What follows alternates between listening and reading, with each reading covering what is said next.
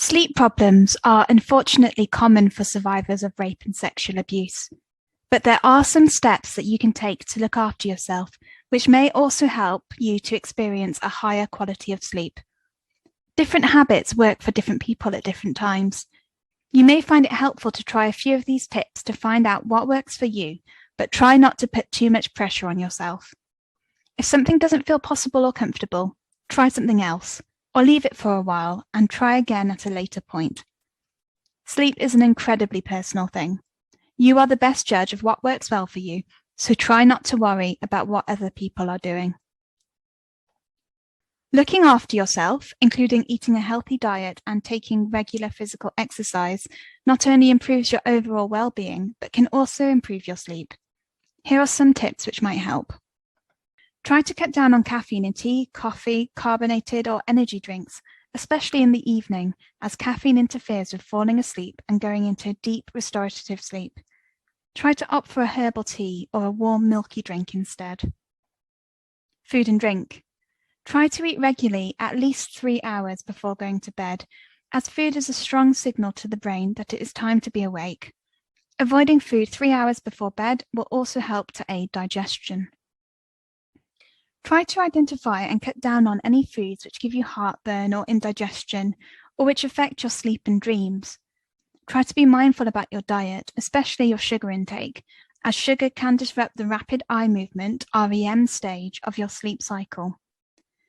Try to reduce your alcohol intake, as this can also disrupt sleep. Like sugar, too much alcohol, especially late at night, can interrupt your REM cycle. Although alcohol may help you to fall asleep initially, it can disrupt your sleep later on in the night. Try to reduce or stop smoking. Nicotine is a stimulant, making it take longer to fall asleep, and you are more likely to wake up more frequently and thereby have more disrupted sleep. Exposure to natural light, especially early in the day, helps to regulate your circadian rhythm. Walking outdoors in natural light and green spaces can help you to relax and improve both well-being and sleep. Regular physical activity or exercise can help relieve some of the tension built up over the day. This is especially important if you have found yourself working from home as a result of the COVID-19 pandemic and are not getting as much exercise and time outside as you used to. But remember to avoid vigorous exercise, such as running or going to the gym too close to bedtime, as this is likely to keep you awake. To improve sleep, it helps to regulate your sleep pattern. Try to have a set regular time that you go to bed, along with a calming bedtime ritual, and try to wake up at the same time every day.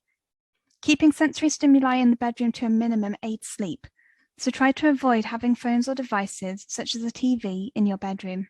They emit a blue light which can disrupt the brain's natural signals that it is time to go to sleep. It is essential that you make the bedroom or sleeping area into a safe place or sanctuary, especially if any abuse took place in the bedroom.